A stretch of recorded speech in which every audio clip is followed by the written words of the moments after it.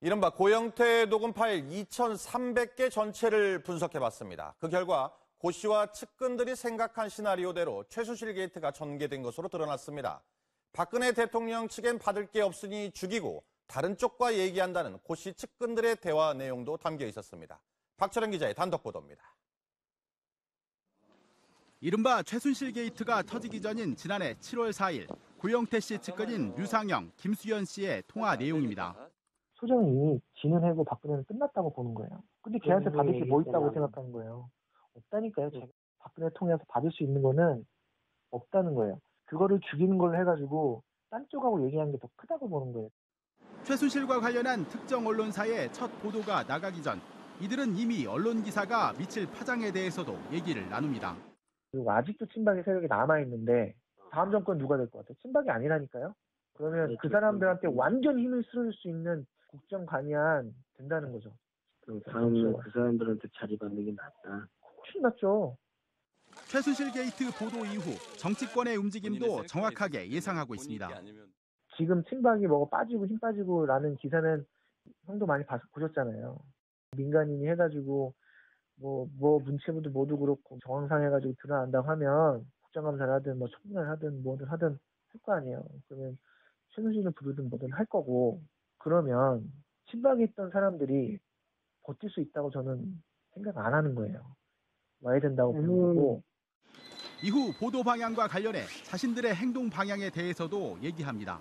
그냥 꼬리 끊고 나가. 그 다음 단계 형태. 꼬리 끊고 나가. 결론은 최 소장 국정 개입.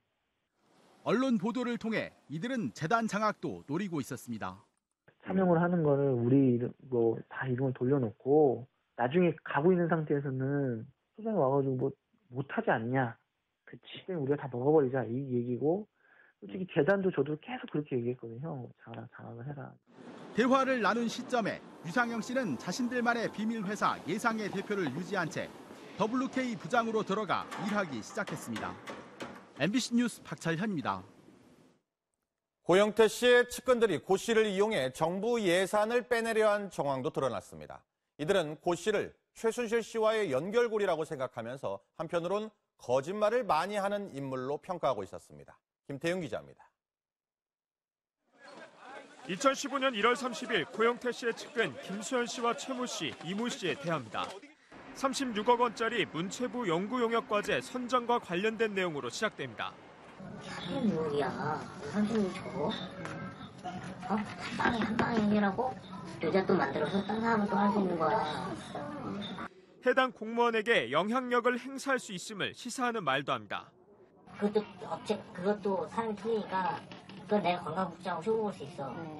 검찰 조사에서 고영태 씨는 이들의 대화에 대해 최순실이 비선 실세라는 것을 알고 있었기 때문에 저를 통해 뭔가를 해보려 한 것 같다고 진술했습니다. 최모 씨 또한 검찰 조사에서 자신이 공무원으로서 부적절한 언행을 했다고 인정했습니다. 그런데 고 씨 측근들의 대화에서는 이들이 고영태 씨를 어떻게 평가했는지도 알 수 있습니다. 내가 말 안 해? 벌구라고? 벌구 뭔지 알지 너? 벌구 몰라? 형 저희 세대잖아요. 벌리면 구라. 고벌구 아니야. 안 되는 게 없어. 해맑아. 최모 씨는 이와 관련해 고영태 씨가 최순실 씨를 등에 업고 있다는 것을 평소 자랑했다며 이모 씨와 자신은 최순실을 직접 만나거나 연락한 적은 없다고 진술했습니다. MBC 뉴스 김태윤입니다.